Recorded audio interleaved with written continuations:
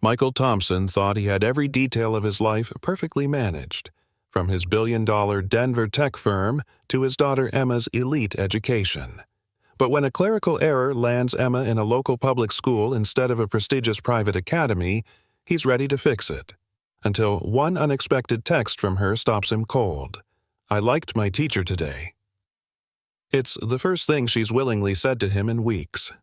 Out of curiosity more than belief, Michael visits the school, and through a small classroom window, his world begins to shift. Inside, he sees Grace Miller, a young teacher using beanbags, crayons, and heart circles to reach the unreachable. Emma, withdrawn since the death of her mother, is suddenly alive again. Grace isn't just a teacher, she's a former trauma counselor who's known her own kind of loss.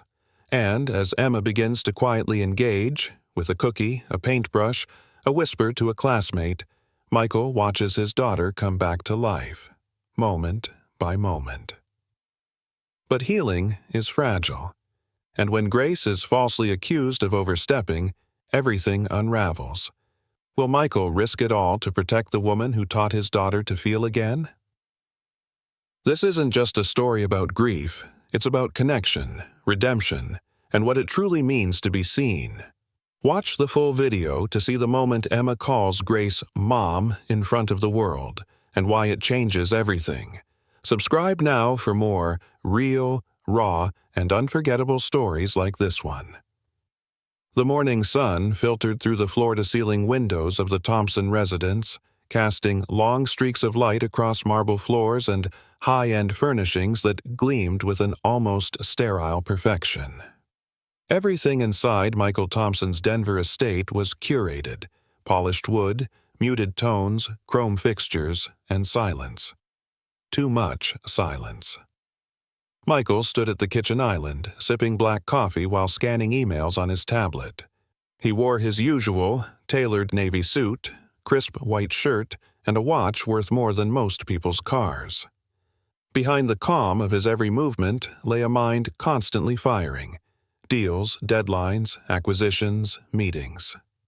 Everything had its place, and everything moved according to schedule. That's how Michael had built Thompson Medical Solutions into a billion-dollar enterprise. He had just tapped to open a merger report when the voice of his assistant, Danielle, cut through the Bluetooth speaker. "Mr. Thompson, small issue this morning. It seems there was a mix-up with Emma's enrollment. The system registered her at South Park Elementary instead of Boulder Academy." Michael's eyes narrowed. "That's impossible. I approved the Boulder Academy tuition last month." "I know, sir. I'm tracing it now. Likely a data input error. Their names were side by side in the county system. Someone must have clicked the wrong one." Michael's grip on the tablet tightened. Boulder Academy was the best. Elite, private, secure. South Park was public, unfiltered, chaotic. He ran a company that designed pediatric heart valves. Precision mattered, not just in business but especially in his daughter's life. "Fix it. Now. Pull her out and get her back on track. She shouldn't be exposed to that environment," he said coolly. "Yes, sir. Right away." Michael was about to close the call when his phone vibrated with a new text notification. From Emma. He froze. Emma hadn't texted him in weeks. Not unless prompted. Not since her mother passed away a year and a half ago. Emma had become a shadow of the joyful girl she once was, quiet, withdrawn, and distant. She spoke when necessary but rarely smiled. Not around him, and never unprompted. He tapped the notification. "I liked my teacher today." 4 words, that's all, but they hit Michael like a punch to the chest. He blinked, rereading them, then again. For a second, his thoughts scrambled, and the weight of his meticulously organized world seemed to shift slightly, unsettling him. He stared at the message, as if trying to read between the lines of what Emma wasn't saying. Had she smiled today? Had she raised her hand in class? Had someone seen her, not as the daughter of a tech CEO or the girl with the sad eyes, But just as Emma? "Sir?" Danielle's voice came back over the speaker. "I've reached Boulder Academy. They'll prepare her placement for tomorrow." Michael didn't answer. He walked across the kitchen, heart pounding in a way he wasn't used to, pausing by the picture of Emma on the fridge, taken when she was 7, grinning in a princess costume, one shoe missing. He suddenly didn't feel so certain. "Cancel it," he said finally. "Sir?" "Hold the transfer. I'm going to see this place myself." A beat of silence. Understood. He didn't explain further. Didn't need to. 15 minutes later, Michael was in his Tesla, weaving through downtown traffic, not toward a boardroom or a hospital, but toward South Park Elementary. Not to withdraw Emma, but to understand what had moved her to break weeks of silence with a single hopeful text. As he drove, the city blurred outside his windows, and for the first time in a very long time, Michael Thompson felt something he hadn't allowed himself to feel since his wife's funeral: curiosity. A fragile, flickering need to understand his daughter's world, not just manage it. And, somewhere beneath that, quieter but growing louder, was another feeling: hope. South Park Elementary didn't look like much from the outside. The paint on the brick walls was faded, chipped in places, and the playground equipment leaned with the weight of age and use. A chain-link fence surrounded the perimeter, rust beginning to climb its joints. It was a far cry from the pristine glass hallways and state-of-the-art science labs promised by Boulder Academy's brochures.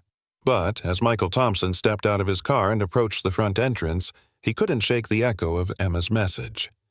"I liked my teacher today." He checked in at the front office, enduring the curious glances of a receptionist who recognized the name on his visitor badge and tried not to stare at his designer coat. After being buzzed through a pair of heavy doors, he followed a guidance aide down a long hallway. The scent of old textbooks and sharpened pencils filled the air, undercut by the faint tang of school cafeteria food. "She's in room 112 with Ms. Miller," the aide said cheerfully, stopping at the last door on the right. "You can look through the window if you want. Grace runs a pretty unique class." Michael nodded stiffly, unsure what that meant.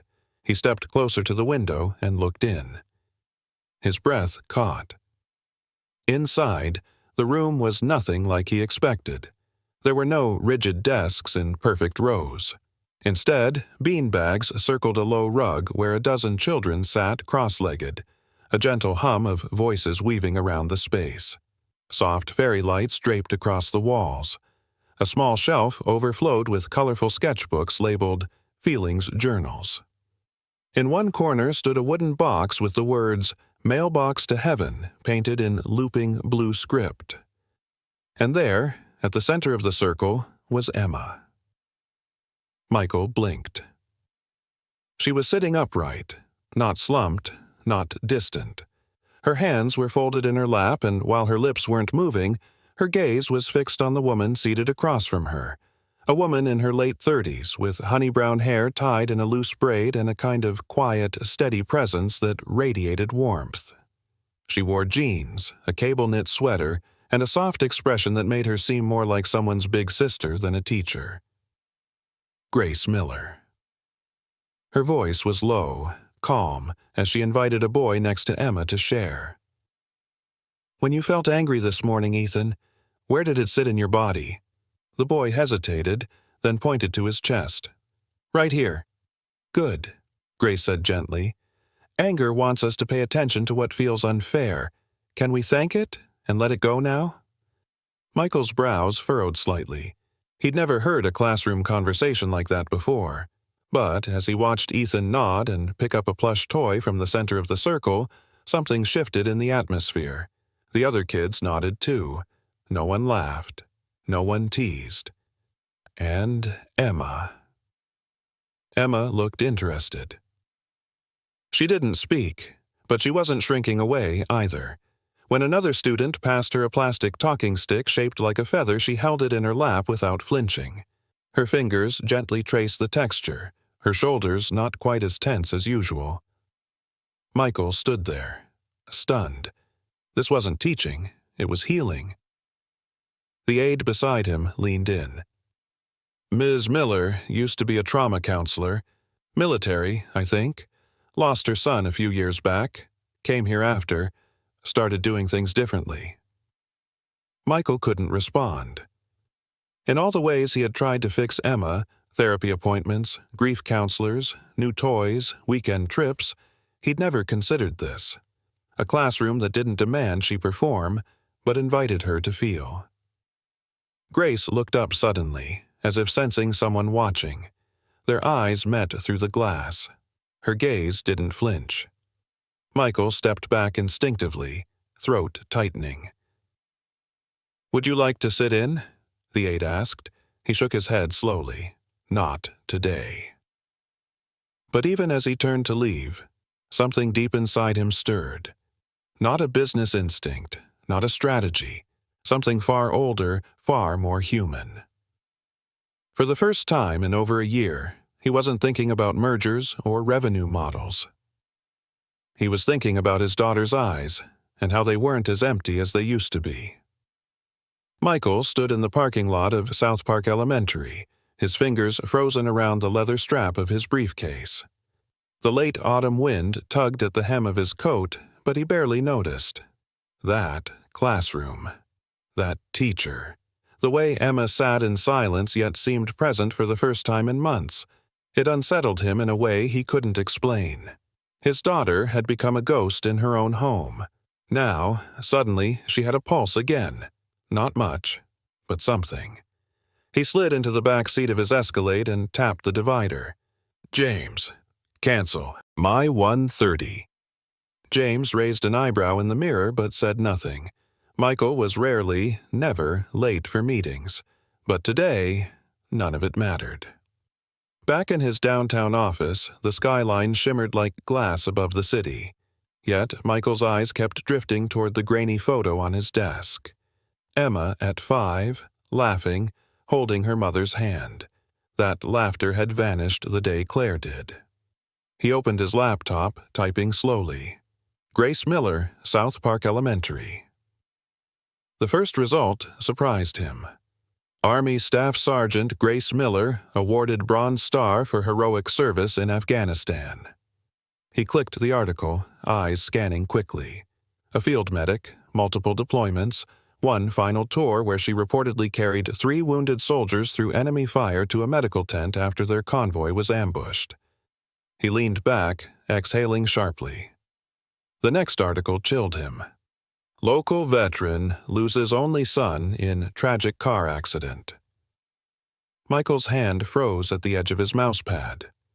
10-year-old Caleb Miller, killed by a drunk driver 2 weeks after Grace returned home from active duty. No father listed, no surviving family. Michael shut the laptop, suddenly feeling like an intruder. That woman. He'd seen her smile at children, guide them with impossible gentleness. But behind that smile, she carried more grief than most people could survive, and yet she was still giving, still showing up every day for kids like Emma. He realized in a way that hit him squarely in the chest that Grace wasn't trying to teach his daughter, she was trying to see her. The next morning, he returned. No assistant, no announcement. He simply parked a block away and walked toward the school with his hands in his pockets, unsure what he'd say, only knowing he had to say something. She was on the front lawn when he arrived, kneeling beside a child in a wheelchair, helping him adjust a knit cap. Her expression was soft, patient, the way it had been with Ethan during that circle time. When she finally looked up and noticed Michael, she rose slowly, brushing off her jeans. "Mr. Thompson," she said, without a hint of surprise. He cleared his throat. "How'd you know?" Grace smiled, her voice calm but firm. "Fathers who look through windows usually come back." He chuckled quietly. "That obvious, huh?" "Only a little." Her tone was warm, but there was no pretense, no attempt to charm him. "I saw Emma yesterday," he said, stepping closer. She looked more alive than I've seen her in over a year." Grace nodded gently. She hasn't spoken yet, but she's watching everything. feeling her way back. Michael's voice cracked as he asked, "How do you do that?" "Patience," Grace replied, "and a lot of listening." He hesitated, then added, "She doesn't talk to me. Not really. Not since Claire passed." Grace's eyes softened. "Grief changes children. It makes them fold into themselves. We can't rush them out. We can only make the unfolding feel safe." Michael swallowed hard, the ache in his chest growing sharper. She continued, her voice barely above a whisper, "My son, Caleb. He used to call sadness the blue. Said it crept in like winter." She looked down, her breath catching. "I know what it means to be afraid your child will never come back." The silence between them deepened. Michael could only nod, unable to find words that could match hers. "Can I ask," he finally said, his voice hoarse, "why this school? You could teach anywhere, private, prestigious." Grace looked toward the playground where a group of children were laughing by the tire swing. "Because kids here don't have safety nets. They fall harder. I know what that feels like." Michael looked away, ashamed of how close he'd come to pulling Emma out the moment he'd realized the enrollment mistake. "You saved her," he said quietly. "No," Grace corrected gently. "I offered her a circle to sit in. She chose to stay." He looked back at her, something cracking open inside him. "Thank you for giving her that choice." Grace nodded once, her gaze steady. "It's not just about her healing, Mr. Thompson. Sometimes it's about yours too." Michael didn't reply. He couldn't. But as he turned to leave, he realized something had shifted. He had shifted. For the first time in a long while, he didn't feel so alone. The days that followed moved like the slow thaw of winter, imperceptible, yet undeniable. Michael found himself rearranging meetings, canceling conference calls, and sitting in his parked car outside South Park Elementary more often than he ever expected. It wasn't just about watching Emma. It was about seeing the world where she was finally starting to breathe again.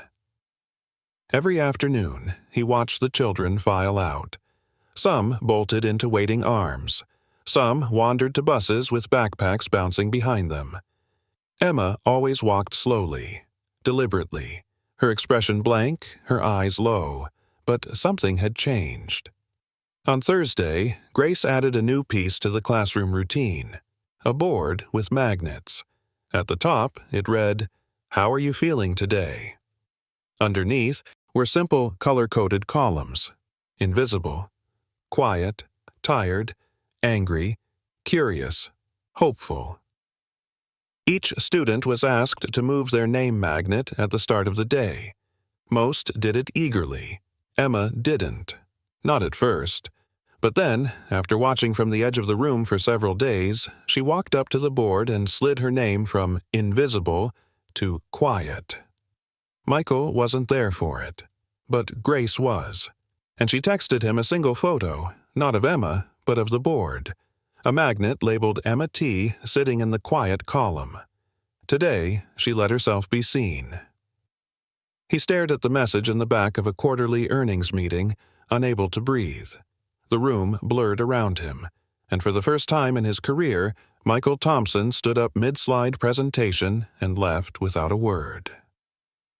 That night, he stood in Emma's doorway, leaning against the frame. She sat at her small desk, carefully sketching what looked like a heart surrounded by clouds. He didn't ask. He didn't speak. He just stood there, watching her shoulders move with each crayon stroke, and realized how loud silence could be when it was filled with purpose. Friday came with rain. The kind that didn't scream but whispered, soft and steady. As he pulled up to the school, he noticed something new. Emma, standing beneath the awning, holding a small, bent umbrella over a boy's head. Ethan, the same nonverbal classmate who had once cowered from her touch. Michael's hands gripped the steering wheel as he watched Ethan slowly offer her a cookie from a plastic bag. Emma broke it in two. She kept half and handed the other piece back to him. Ethan didn't speak, but he sat beside her on the bench, close enough that their shoulders touched. Michael's chest ached. "She didn't say a word," Grace said later that day when he visited the classroom after dismissal, "but you should have seen the way she looked at him. She understood something, without needing to explain it." They sat together on the edge of the beanbag circle, the room dimmed by the clouded sky outside. Crayons were scattered across the rug. Art hung from the walls, drawings of waves, stars, stick figures holding giant hearts. It was a child's cathedral of emotion, and somehow it felt sacred. "Why does this work?" Michael asked quietly. "This room, you, the journals, the softness." Grace was quiet a moment, her voice thick when she finally answered.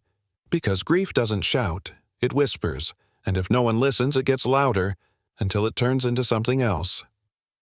He nodded slowly, the truth of it hitting deep. "She hasn't said much at home," he admitted, "but she's sleeping, through the night." "That's enough for now," Grace whispered. "Healing doesn't always speak in words." Just as he was about to leave, she added, "There's something else. We're introducing something called the Mailbox to Heaven next week, a space for the kids to write letters to people they've lost. No rules, no right answers, just paper, pen, and honesty." Michael's heart skipped. "You think she'll write one?" "I don't know," Grace said gently, "but she deserves the chance." Back home, Emma was quiet again. Dinner passed with only the sound of clinking silverware and the hum of the refrigerator. As he washed dishes, he heard the soft slide of crayons against paper behind him. He didn't peek, not yet. He just listened. That night, as he tucked her in, Emma surprised him. "Dad?" she whispered. Michael froze. Her voice was raspy from disuse, fragile like an old vinyl record. "Yeah, sweetheart? I liked my teacher today." His eyes filled. "Yeah?" he said, kneeling beside her. "Tell me more." She shook her head slowly and turned toward the wall, pulling the blanket to her chin. But her voice came again, softer this time. "She lets me be quiet, without making it feel bad." Michael sat there long after she drifted off, his hand still resting on the edge of her bed. For the first time in months, the blue was fading. Monday morning arrived with the crispness of early autumn, a soft breeze sweeping through the streets of Denver as leaves rustled underfoot.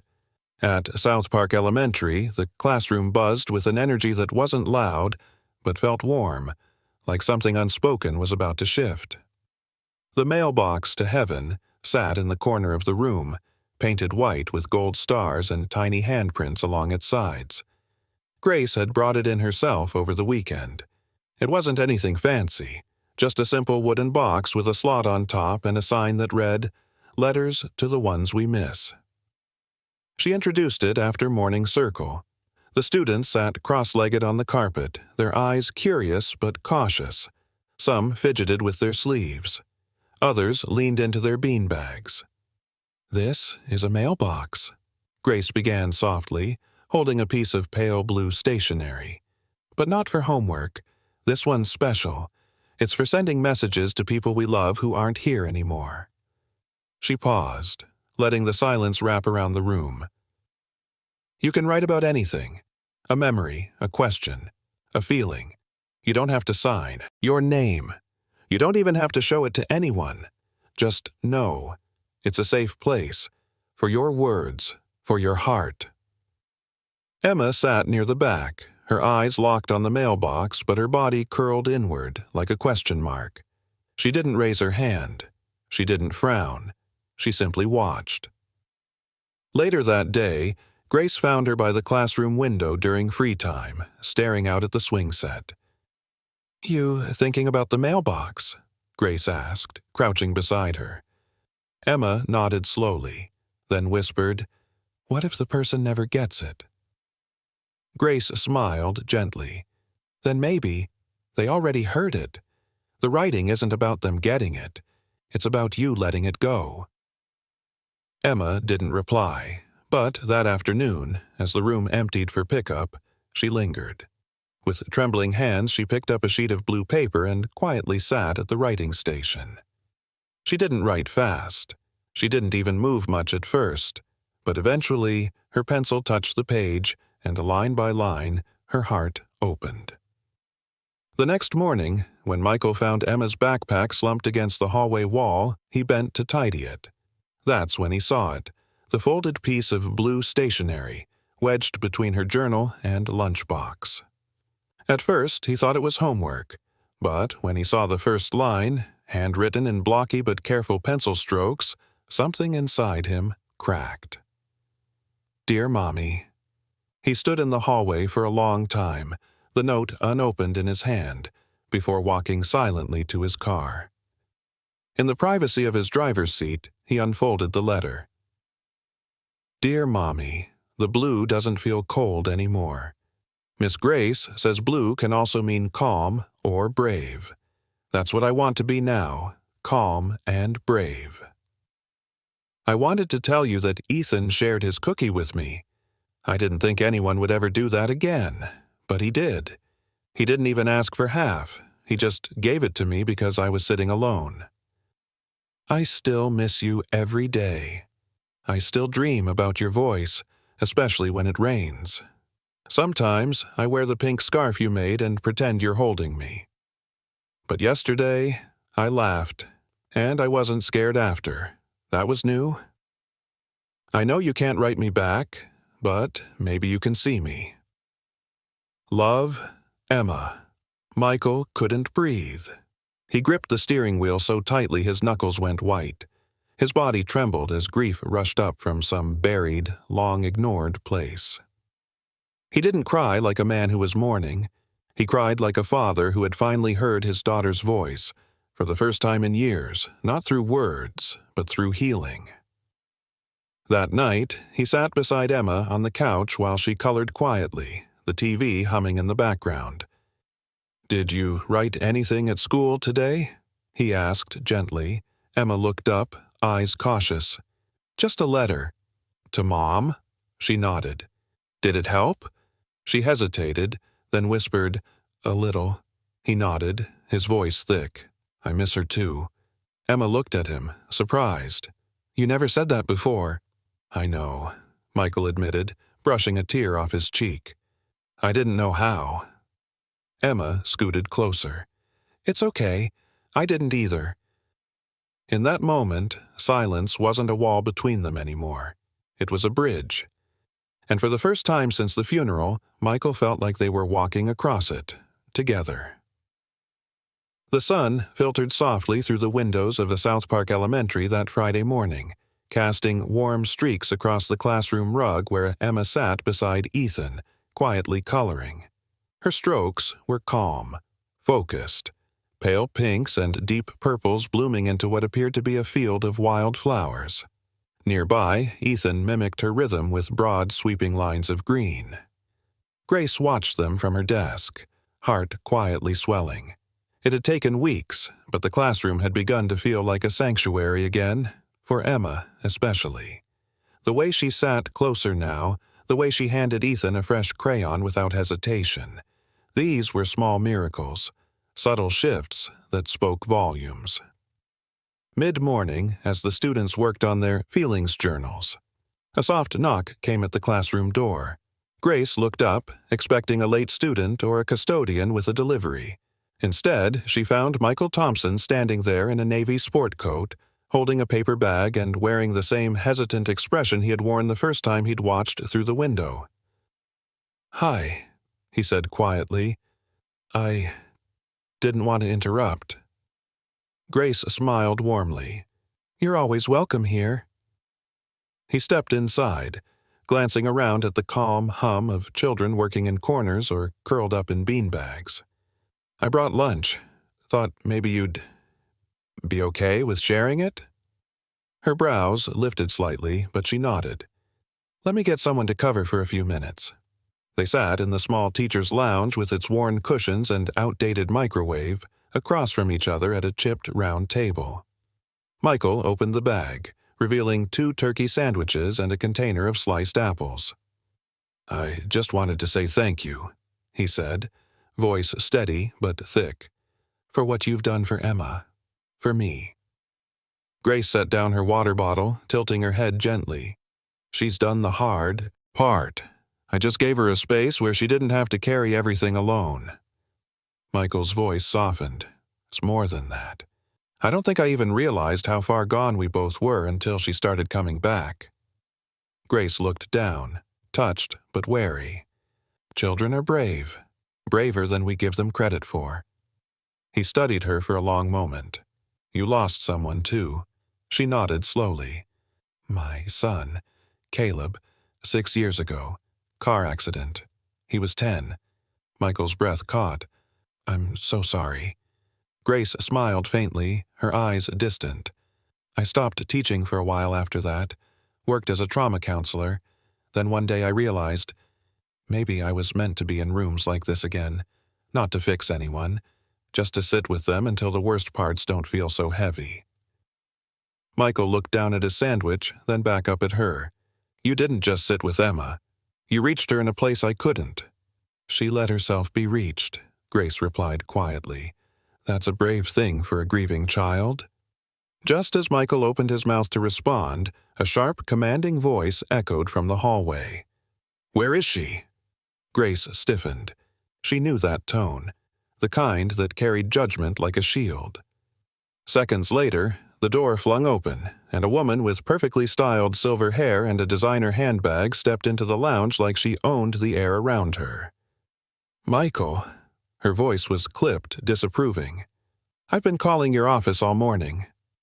Michael stood slowly. "Evelyn?" "I stopped by to surprise Emma, only to find out she's in some kind of experimental classroom." Evelyn's eyes scanned Grace, judgment dripping from every glance. "With beanbags and feelings journals?" Grace stood as well, calm but firm. "Mrs. Whitman, I assure you this classroom is fully accredited, and your granddaughter is thriving here." Evelyn scoffed. "Thriving? She lost her mother, and now she's playing therapist instead of learning math?" Michael stepped in. "She's learning to breathe again, Evelyn. That matters more than any math test. She needs structure, stability, not crayons and emotional coddling." Grace's expression remained serene, but her voice cut through the room with quiet strength. "What Emma needs is a safe place to grieve, and permission to heal at her own pace." Evelyn turned on her heel toward Michael. "You're enabling this. No wonder you've lost control." Michael's eyes burned, not with anger, but clarity. "You weren't there, Evelyn. You didn't see her after the funeral. You didn't hold her when she woke up screaming. Grace did more in 2 weeks than any of us did in months." Suddenly, a small voice broke through the tension. "I don't want to go with you." Everyone turned. Emma stood in the doorway, fists clenched, eyes shimmering but steady. "I want to stay here." Evelyn froze. "Emma, sweetheart, if I could choose a mom," Emma said, her voice trembling but unwavering, "I'd choose Miss Grace." The room went utterly still. Grace's breath caught, her eyes blinking fast. Michael took a slow step toward Emma, then turned to face his former mother-in-law. "It's time to stop deciding what's best for Emma based on appearances." Evelyn opened her mouth, then closed it. For once, she had no response. Grace knelt beside Emma, gently tucking a strand of hair behind her ear. "You don't have to choose, sweetheart. You can just feel safe." Emma nodded and whispered, "I do." The storm had arrived, but instead of destroying everything, it had drawn the line Emma needed. And Grace, shaken and humbled by the child's love, knew that crossing that line might cost more than she could bear. The rain began that night, soft at first, barely a whisper against the windows of Grace's tiny apartment on the edge of town. But as the hours passed, the sky opened up with a steady, mournful rhythm, as if it too had been holding something back for far too long. Grace sat at her kitchen table, the lights dimmed, a mug of tea gone cold between her hands. Emma's words kept echoing in her ears. If I could choose a mom, I'd choose Miss Grace. It should have been the most beautiful thing anyone had ever said to her. But instead, it terrified her. Because love, real love, wasn't just about being chosen. It was about protecting the one who chose you, even if it meant stepping away, even if it shattered you in the process. She opened her journal, the one she usually kept for scribbling down lesson plans and late-night thoughts. Slowly, deliberately, she turned to a fresh page and began writing a letter she prayed Emma would never fully understand until she was older, maybe not even then. The next morning, the school felt unusually quiet. The energy that had built over the last few weeks, the warmth, the laughter, the gentle buzz of healing, had dimmed, just slightly, enough that Michael noticed it the second he stepped into the classroom. Emma wasn't at her usual spot. Neither was Grace. He looked to the aide covering the morning circle. "Where's Miss Miller?" The aide hesitated, clearly uncomfortable. She resigned. This morning. Left a letter for the office." Michael's chest tightened. Resigned? But the aide didn't have any more to give. Just a quiet shrug and a look of sympathy she didn't have the right words for. Heart pounding, Michael strode down the hall to the administrative office. The secretary, Mrs. Gomez, gave him a hesitant look, holding out a sealed envelope addressed to him. Her eyes were kind, but wary. "She asked me to give you this if you came looking." He took the envelope, fingers trembling as he tore it open. Inside was a single sheet of lined paper, written in Grace's unmistakable, careful handwriting. "Michael, I never imagined this is how I'd say goodbye. Not to Emma, not to you, but last night, after the confrontation with Evelyn, I lay awake thinking about everything that's happened, and about the little girl who stood in front of me with more courage than most adults I've ever known. Emma is finally healing. She's sleeping again, laughing, drawing, connecting, and maybe for the first time in a long time, she feels like her heart is safe. I don't want to be the reason that safety is threatened. I've watched too many children lose their footing when the adults in their lives get it wrong. I can't be another unstable piece in Emma's world. If my presence divides instead of unites, then I need to step away before I do more harm than good. Tell her she didn't do anything wrong, that I'm not leaving because I don't care, I'm leaving because I care too much. She's brave, Michael. So are you. You'll both be okay." With all my heart, Grace, Michael didn't realize he was crying until a tear hit the edge of the paper. "She left," he murmured, more to himself than to anyone else in the office. "She really left." At that moment, Emma walked through the front doors of the school, holding her father's old umbrella with both hands. Her backpack bounced against her shoulders as she smiled at the security guard, completely unaware. When she saw her father standing in the office, letter clutched in his hand, her expression shifted immediately. "Where is she?" she asked, the innocence in her voice making it that much harder to answer. Michael knelt down, gripping the letter so hard his knuckles turned white. "Sweetheart." "Grace had to go." Emma blinked. "Go where?" "She left the school," he said gently. "She thought it was better that way." Emma stared at him, silent. Then, wordlessly, she turned and walked back outside into the rain. Michael followed quickly, catching up to her as she stood by the flagpole, drops falling into her hair, mixing with the tears she refused to wipe away. "She promised," Emma whispered. Michael wrapped his arms around her tightly. "I know, baby. I know." And he realized, in that moment, that the pain they both felt wasn't just about losing Grace. It was about the fear that maybe this was as close to healing as they would ever get. But deep inside, buried beneath the ache, was something else, something stubborn and burning. He wasn't going to let this be the end. Not for Emma, not for Grace, not for the family they'd almost become. The windshield wipers beat rhythmically against the glass as Michael's car cut through the gray afternoon drizzle. The city blurred past him, stoplights bleeding into one another, pedestrians hunched against the cold, but he didn't see any of it. His focus stayed fixed on the road ahead and the quiet figure in the passenger seat beside him. Emma sat curled against the door, her head resting on her palm, her knees pulled up into the seat. She hadn't spoken much since that morning, since they stood in the rain outside the school, holding each other in silence, both of them grappling with a hollow too deep to explain. But now, as they passed the edge of a downtown intersection, she finally turned her face toward him. "I want to find her," Emma said softly, her voice as steady as it was small. "We have to find Miss Grace." Michael tightened his grip on the wheel. "I know, sweetheart," he said, his voice low, "and we will." Her gaze didn't waver. She wouldn't have left if she didn't think she had to, but I want her to know she didn't have to disappear. Not from me, not from us. Michael swallowed the lump rising in his throat. "She thought she was protecting you." "I don't need protection from people who love me," Emma replied, almost defiantly. "I need them to stay." It was more truth than any adult had offered him in months. He nodded slowly. "Okay, let's start with what we know." By early evening, they were parked outside the school again.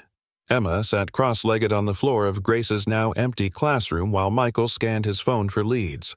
She was tracing the grooves in the floorboards with her fingers, as if searching for memories that might still linger in the room's silence. "She always said she used to volunteer at the community center," Emma offered. "The one near that big mural of the butterfly." Michael looked up. "In Aurora?" Emma nodded. "She told us once during journal time that after she lost her son. It was the only place that made her feel like she could breathe again." Her voice caught slightly at the word lost, and Michael reached for her hand. "Then that's where we'll go next." The Aurora Community Collective wasn't much to look at. A repurposed library turned safe haven, tucked between a laundromat and a closed-down diner. But the moment Michael and Emma stepped through the door, warmth wrapped around them like an old blanket. Children laughed somewhere in the back. The scent of chalk dust and popcorn lingered in the air. And near the front desk, under a flickering fluorescent light, stood the woman they'd come to find. Grace. She was crouched beside a young boy, gently helping him color inside the lines of a dragon. Her hair was pulled back messily, her sleeves rolled to her elbows, and her voice, though too quiet to hear, carried that same calm cadence that once brought a classroom full of broken hearts into balance. Emma didn't wait. She slipped her hand from her father's and ran. "Miss Grace!" Grace turned, startled. For a moment she didn't move, just stared as Emma barreled toward her, eyes wide, face flushed with surprise. Then just as quickly she dropped the crayon in her hand and opened her arms. Emma crashed into her like a wave breaking against the shore.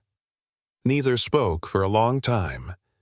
Grace held her tightly, rocking slightly as though grounding them both in something real, something permanent. "I saved it," Emma finally whispered into her shoulder. Grace pulled back, confused. "Saved what, sweetheart?" Emma reached into her coat pocket and unfolded a slightly crumpled piece of lined paper, the letter, the one she'd given to Grace weeks ago and then asked for back when Grace said she wasn't sure she was staying. "I didn't want just anyone to read it," Emma said shyly. "I wanted to give it to someone who had the same heart." Grace blinked back tears. "And you're sure that's still me?" Emma nodded solemnly. "It's always been you." From the doorway, Michael watched it unfold, barely able to breathe. Grace stood, arms still around Emma. Her eyes met Michael's over the little girl's shoulder. For the first time since she'd left, she looked unsure, hesitant. "I didn't mean to leave like that," she said, her voice breaking. "I just thought maybe I was the problem." "You weren't," Michael said gently. "You were the answer." There was a long pause. Emma looked up at both of them, eyes shining. "Can we go home now?" Michael looked to Grace. "Only if you want to," he added. Grace looked down at Emma, then back at Michael, two people who had somehow become her family, even if she'd tried to walk away from it. And with tears running silently down her face, she finally nodded. "Yes," she whispered. "Let's go home." Grace stood on the threshold of South Park Elementary, her fingers clutching the strap of her worn canvas bag a little too tightly. The last time she had passed through these doors, it had been in shame, carrying the weight of resignation and whispered judgment. But today, something was different. She wasn't alone. Emma walked beside her, eyes forward, hand nestled trustingly in Grace's. Michael followed just a step behind, his presence quiet but strong, as if offering the kind of unspoken support that only comes from someone who's known loss and decided to stay anyway. The front desk receptionist blinked in surprise when she saw them. "Ms. Miller," she stammered, standing. "We weren't expecting—" Grace smiled politely. "I know, but Principal Kessler will want to see me. Can you let him know I'm here?" There was a pause and then a hurried nod. Grace took a breath, turned to Emma. "Why don't you wait outside the office with your dad?" Emma looked up. "You sure you're okay?" That small question from such a young girl cut through Grace's nerves with something tender. She squeezed Emma's hand. "I've never been more sure." Inside the principal's office, the mood was different. Kessler leaned back in his chair, arms folded across his chest, his expression unreadable. "Grace," he began, voice measured, "you were one of the most innovative educators we had. But when you walked away—" "I didn't walk away," she interrupted gently. "I was pushed." Kessler's brows furrowed. "I was publicly accused of something vile," Grace continued, "of replacing a student's deceased mother, of manipulating her affections, all because I cared. And now you expect to step back in as if nothing happened?" "No," she said firmly. "I expect to be heard." Kessler studied her, perhaps seeing for the first time the fire behind her soft-spoken exterior. "Go on." Grace unfolded a copy of the letter Emma had written, the one she'd called her mailbox to heaven note. She slid it across the desk. "This is what your student wrote during our time together. I'm not asking for my job back because of pity. I'm asking because children like Emma deserve safe spaces, and I can give them that." Kessler read in silence. Then he leaned back, sighing heavily. "The school board still needs to be convinced." "I understand," she replied, "but I'm not going to stop showing up." By the time word spread that Grace had returned, so did the whispers. Most parents were cautious. Some were quietly supportive.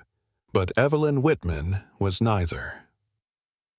She arrived at the school gates the next afternoon like a hurricane in pearls. "You've got to be kidding me," she hissed at Michael, who had just finished a conference call from his car. That woman is back in Emma's life?" Michael shut the car door and stepped onto the sidewalk, jaw tightening. "She came back because Emma asked her to. She left, Michael. She caused a scene and fled like a coward. My daughter would never have walked away from her child." Michael's eyes flickered with pain, but he kept his tone even. "Grace left because you humiliated her. And Emma? She stood in front of her entire school to defend Grace. That's more strength than either of us had at her age." Evelyn's voice trembled, her control slipping. "You think I'm the villain?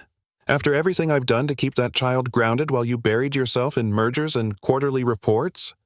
"No," he said softly. "I think we've all failed her at some point, but Grace didn't. Not once." A silence stretched between them. Evelyn's eyes shimmered with something unspoken. Pride, maybe, or pain, too stubborn to name. "If she hurts that little girl again," she whispered, "I will burn this school to the ground." Michael didn't flinch.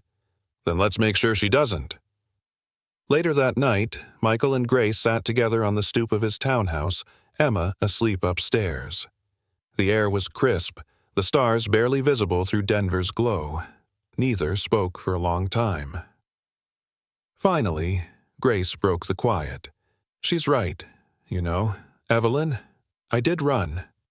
"You came back," Michael said, his voice low, his eyes soft. "That's what matters." Grace looked down at her hands. I didn't want to take away another safe space from Emma. I didn't want her to lose anyone else." Michael reached out, brushing his fingertips against hers. "You didn't take anything from her, Grace. You gave her something she hadn't felt in years, hope." She turned to him then, and for the first time since that day in the classroom she let herself believe that maybe, just maybe, she was allowed to stay. And not just in Emma's life. In his, too. Grace woke that morning to sunlight slipping through her curtains like a hesitant promise. For a moment, she convinced herself that everything would be fine, that the principal's tentative approval, Michael's unwavering support, and Emma's bright smile at carpool had all been real signs that she belonged at South Park Elementary. But when she glanced at her phone, the messages from the school board's attorney stabbed her hope with icy precision. "Your reinstatement is on hold pending further review. Given recent community concerns, you may wish to revise your status." Her chest tightened so severely she could hardly breathe. The hall outside her small apartment echoed with Emma's giggles as Michael dropped her off for breakfast. Grace swallowed against the lump in her throat, forcing a gentle smile for the two people who meant more to her than her own pulse. "Morning, sunshine," Emma chirped, clutching the mailbox to heaven envelope in one hand. "I wrote another letter last night." Grace wanted to kneel, scoop Emma into her arms, and promise that no bureaucratic stone would ever separate them again. Instead, she forced herself to maintain composure. "That's wonderful, Em. I'll read it tonight, okay?" Michael offered her a soft nod of encouragement. "I'll see you at pickup," he said quietly. The very sound of his voice steadied her, but also broke her heart. She had to be in two places at once. By mid-morning, she found herself sitting in her classroom alone, the abandoned beanbags arranged in a circle around her. Emma's absence felt like an ache in every corner of the room. She ran her fingertips across the felt-penned feelings chart, where Emma's name magnet still lingered under hopeful, a gentle testimony to the healing they'd begun together. Grace closed her eyes, inhaled deeply, and let the tears come. When the office door creaked open, she didn't need to look up to know who it was. Principal Kessler stood there, his usual crisp posture softening with regret. "Grace," he began, voice thick, "I'm so sorry. The board's decision is final for now. They're concerned about potential liability, community backlash. I tried to fight for you, but—" Grace rose slowly, her body trembling with quiet fury. She looked around at the classroom she had so lovingly shaped. Beanbags, art supplies, the children's paintings lining the walls. "I know," she said in a voice so soft it felt like betrayal. "Thank you for trying." Kessler swallowed. "I wish—" She held up a hand. "Please don't." Another pang lanced through her. Even he couldn't protect her. Outside, the hallway stretched endlessly. Grace gathered her bag with methodical calm, as if collecting her dignity before it slipped away entirely. She paused at Emma's drawing tacked to the wall, a bright sun hovering above two stick figures, one small, one taller, both smiling. "Me and Grace," the scrawl read. Grace traced the lines with the tears blurring her vision. "I'll find a way back," she whispered fiercely. After school, Michael waited by the car, concern etched across his face. Emma climbed in, her eyes bright with hope. "So, are you back?" she asked, oblivious to the storm under Grace's ribs. Grace took a breath. She could lie. For Emma's sake, for Michael's sake, but that lie would weigh more heavily than resignation. "Emma," she began tentatively, I have to step away for a little while." Emma's small hand clutched at hers. "But I promise I'll come back. I just need some time to make sure the school can keep being safe for you." Emma's face crumpled with hurt, but she nodded bravely. "'Kay." Michael's eyes flicked between them, understanding more than any words could convey. He stepped forward, wrapping Grace in a fierce hug. "Thank you for loving her so fiercely," he whispered into her hair. That evening, Grace sat at her desk in their tiny apartment, the glow of the desk lamp illuminating the resignation letter she'd typed. "Effective immediately, I hereby resign my position as social-emotional learning teacher at South Park Elementary. My time with these children has been the greatest gift of my career, especially Emma Miller. If my presence is causing harm, I will gladly disappear until a path to reunification can be found. With all my heart, Grace Miller." She read it again, each word a trembling promise. She would return, but not while she hurt the community she'd grown to love. As she sealed the envelope, her phone buzzed with a notification. Emma's picture, clutched in Michael's text. It showed Emma asleep at her desk, head resting on her arms, the mailbox to heaven letter cradled beneath her cheek. Grace's vision blurred. She sank to the floor, the weight of her decision finally crashing down. Michael arrived moments later, his jacket in hand. He sat beside her without speaking, letting silence fill the space with solemn solidarity. Grace curled into his side, tears flowing freely. "What have I done?" she sobbed. Michael stroked her hair gently. "You did what you had to do to protect them, and yourself, and one day soon you'll come back stronger." Grace closed her eyes against his shoulder, the echo of Emma's trust anchoring her broken heart. In that moment, she vowed to use this painful exile to become the teacher and the mother figure those children deserved outright. She would not let them down. Not ever. The next morning, sunlight filtered softly through the frosted windows of South Park Elementary's front courtyard, where students milled about under the watchful eyes of teachers. Grace arrived early, determined to collect herself before the day's first bell. She barely noticed the anxious flutter in her chest until she rounded the corner and saw Evelyn Whitman striding purposefully toward her, flanked by a clipped-looking lawyer and a small gaggle of whispering parents. The grand, sculpted woman on the steps looked every bit the aristocrat Grace remembered from an alumni fundraiser. Only now, her elegant composure was laced with steely fury. "Grace Miller," Evelyn said coolly, voice carrying across the plaza. Students turned to stare, their chatter dying. "We need to talk. Publicly." Grace's throat tightened, but she straightened, summoning the calm confidence she'd taught children to cultivate. "Good morning, Mrs. Whitman," she replied softly yet firmly. "Is there something I can help you with?" Evelyn's lip curled in disdain. "I'm Emma's grandmother, and as the legal guardian while your resignation is in effect, I insist you never set foot on this campus again. You have no right to insert yourself between my granddaughter and me."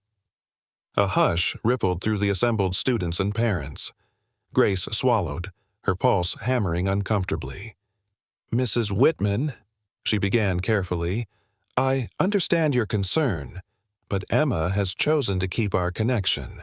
I'm here because she asked me to be." Evelyn laughed, a brittle, echoing sound. "Your presence is confusion incarnate. You left her heartbroken once. Now you're teaching her insecurities? This is neither therapy nor charity. It's emotional manipulation." She turned to the waiting crowd, voice rising indignantly. "Is this what you want? A substitute teacher who replaces a mother in your children's lives?" Gasps rippled among the parents. A cluster of them exchanged uncertain glances. Grace's heart sank, shame flaring. How had her forced departure spiraled into this spectacle? Before Grace could respond, a small figure stepped forward. Emma stood tall despite the quiver in her shoulders, clutching her satchel defiantly. 4-year-old arms looked impossibly small against the gauntlet of adults. "Grandma," she said, voice trembling but resolute, "this is Grace. She helped me find my voice, my courage, my hope. Evelyn's conceit cracked. "Emma," she began, voice thick with wounded pride. Emma fixed her grandmother with startling seriousness. "You hurt Mom," she said evenly, "and you left me scared. Grace showed me that fear doesn't have to rule me." She tucked a loose strand of hair behind her ear, tears glimmering but unfallen. "If I could choose a mom, I'd choose her." The crowd fell utterly silent, as though the entire courtyard held its breath. A few teachers exchanged astonished looks. Parents blinked, mouths slack. Evelyn's face paled, her usual imperious certainty collapsing under Emma's simple, powerful truth. Grace felt her own eyes sting as she stepped forward and knelt beside Emma. "Thank you, Em," she whispered, voice thick with emotion, proudly, gratefully, fiercely. She put a gentle arm around Emma's shaking shoulders. She'd taught children to speak their feelings, to assert their worth. She'd never expected to hear it uttered so bravely by her own pupil. Evelyn's lawyer cleared his throat, a feeble attempt at damage control. "Mrs. Whitman, perhaps we can resolve this privately." Emma pulled halfway out of Grace's embrace, gaze unwavering. "No," she said softly but firmly. "I decide who helps me. You hurt me. She healed me." Evelyn's lips trembled. For a moment, she seemed adrift, motherly vanity clashing with undeniable love. Then, hardened by years of ruthless ambition, she recrossed her arms, turning away with a brittle swish of her coat. "Don't think this is over," she spat, without looking back. When she had gone, the courtyard remained hushed. Grace rose, shoulders unsteady, and faced the gathering crowd. "I'm here because Emma asked me to be," she said quietly. "I will always honor her choice." Then, with Emma's hand firmly in hers, she turned and walked back into the school, students parting respectfully as she passed. As the door swung closed, Grace exhaled, relief and heartbreak mingling. She squeezed Emma's hand. "Are you okay?" she asked gently. Emma nodded, eyes bright and earnest. "I've never felt more sure of anything," she replied. Grace looked down at her remarkable student. No, her daughter in spirit, and felt a fierce, unwavering love. The world outside might be uncertain, but Emma's simple truth had shone like a beacon. And Grace, steely with renewed purpose, vowed silently to fight for every moment of that light. That evening, the air in the car was heavy with unspoken sorrow. Emma sat in the back seat, her small shoulders hunched beneath the weight of Grace's silent departure. Michael drove in tense silence, the unfamiliar ache in his chest reminding him how fragile hope could be. Finally, Emma broke the quiet with a soft, determined voice. "Dad, can we go find her?" Michael glanced in the rearview mirror, startled by her earnest gaze. Every instinct told him to shield his daughter from further hurt, but he also knew that Emma's brief, powerful bond with Grace deserved its chance to survive. "Where do you want to start?" he asked gently. Emma unfolded the letter she had retrieved from Grace's desk before her resignation went into effect. She said to read it with the same heart she wrote it. Her fingertips trembled as she smoothed the paper. "Can we look in Aurora? That's where the community center is."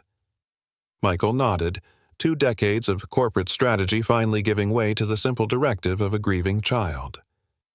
"Aurora, then," he agreed quietly. They drove through twilight-lit suburbs until they arrived outside the modest brick facade of the Aurora Hope Community Center. Under a flickering neon sign, a cluster of volunteers prepared dinner for the neighborhood's homeless. Emma slipped from the car, clutching the letter like a fragile treasure, and Michael followed, protective yet hopeful. Inside, the center's warmth wrapped around them, clamorous laughter, clattering dishes, the comforting scent of soup and spices. Emma scanned the room, eyes lighting upon a line of people serving bowls at the long folding table, and there, at the far end, was Grace, sleeves rolled up, hair tied back in the same practical ponytail.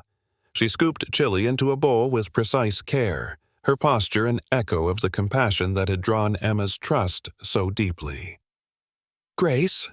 Emma whispered urgently, stepping forward. Grace froze mid-ladle, her eyes widening in recognition and shame.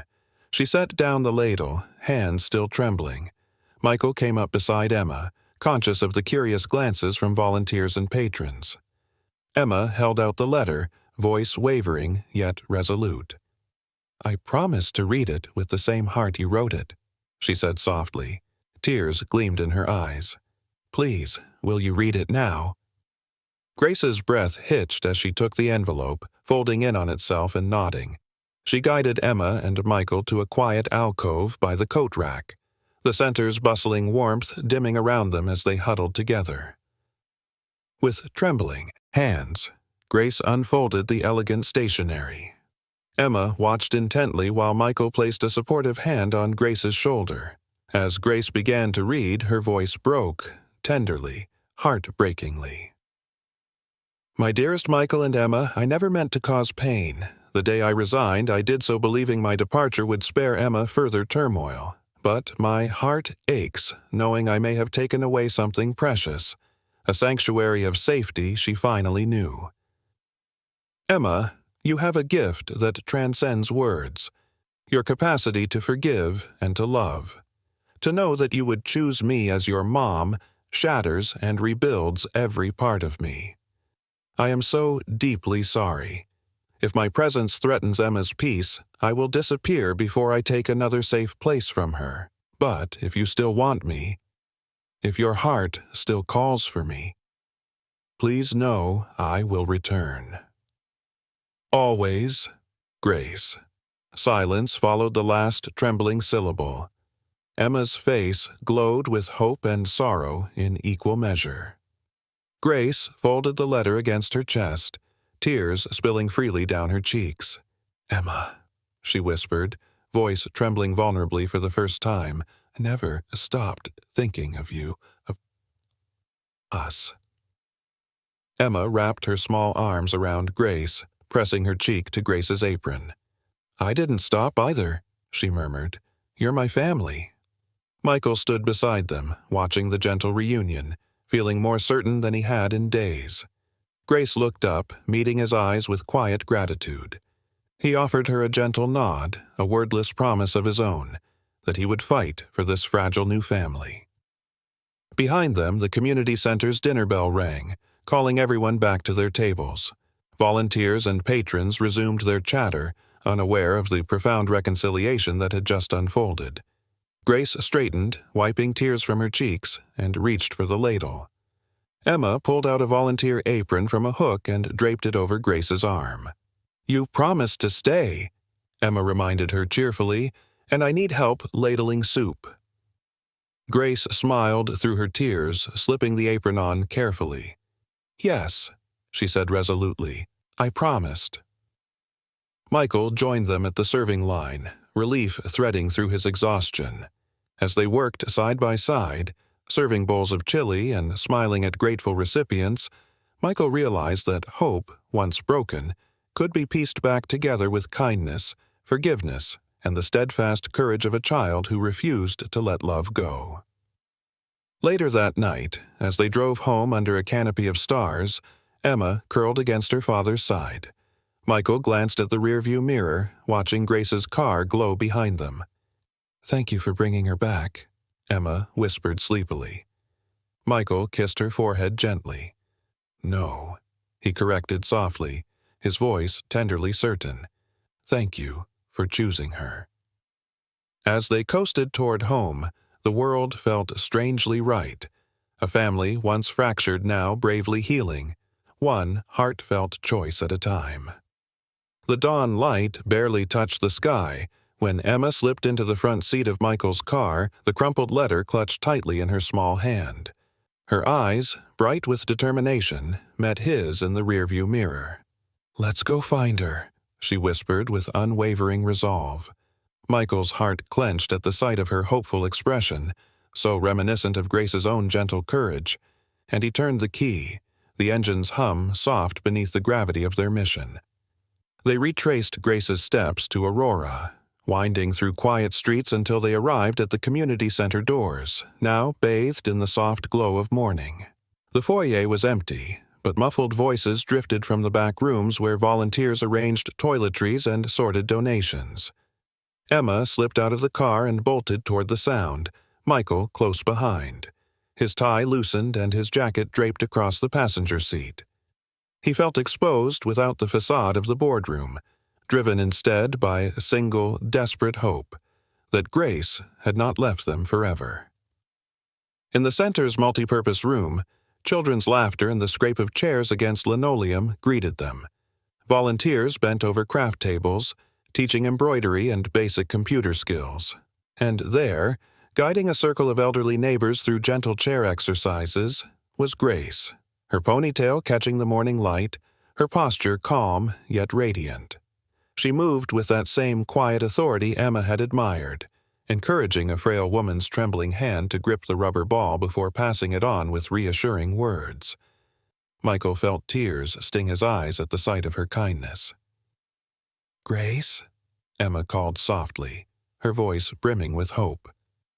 The gentle click of Grace's wheels echoed as she turned, surprise and cautious skepticism flickering across her face.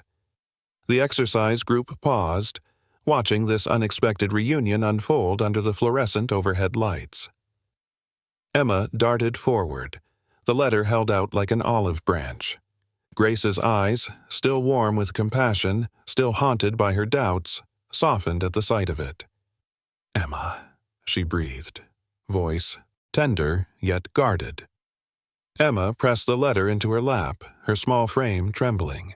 "I kept this," she said earnestly, for someone who could read it with the same heart. Her words, spoken so simply, carried the weight of months of grief and hope. Grace unfolded the paper with trembling fingers, settling into her wheelchair as the exercise group watched silently.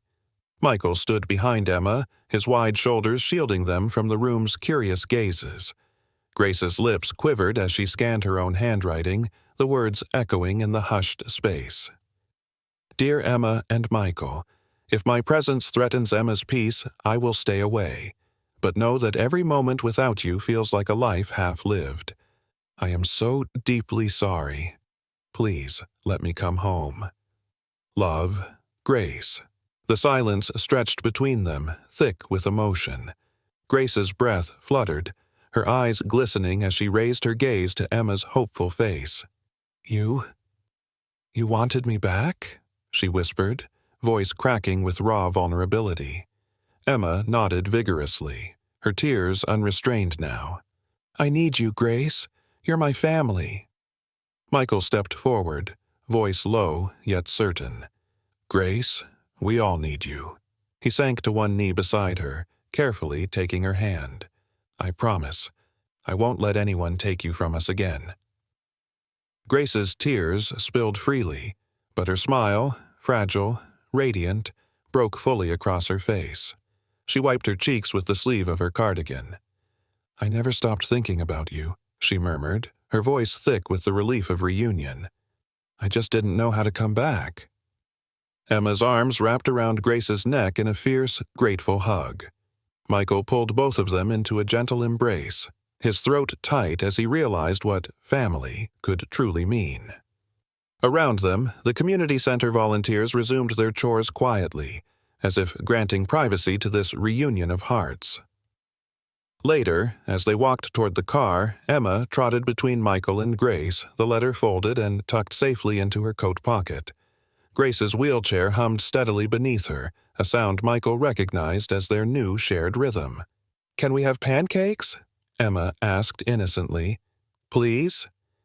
Grace laughed, a clear, joyous sound that filled Michael's chest with warmth.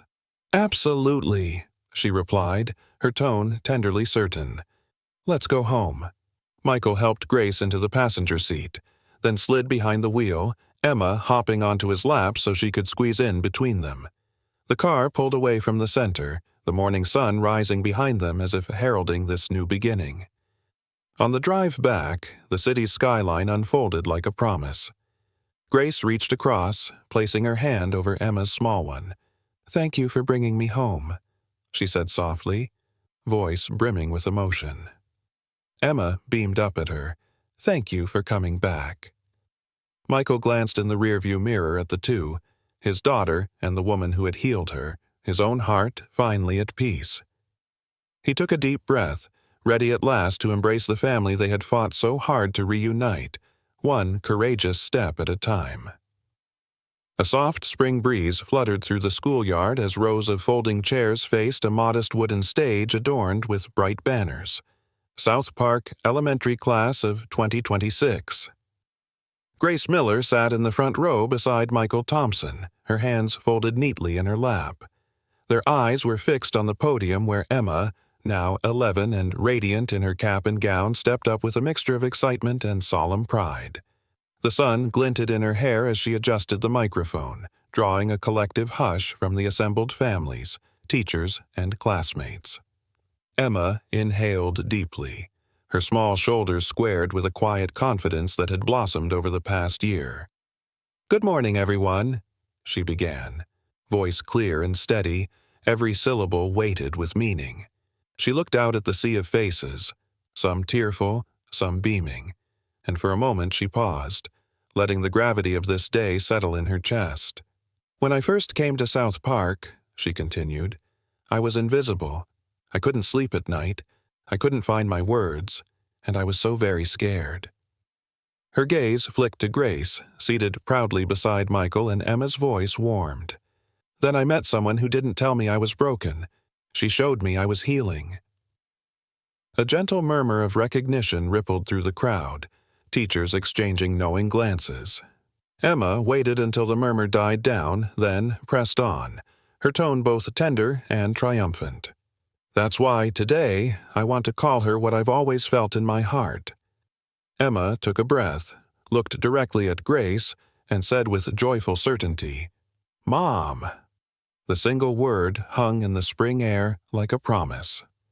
Grace's eyes glistened as she rose, her wheelchair gliding forward so she could meet Emma on level ground.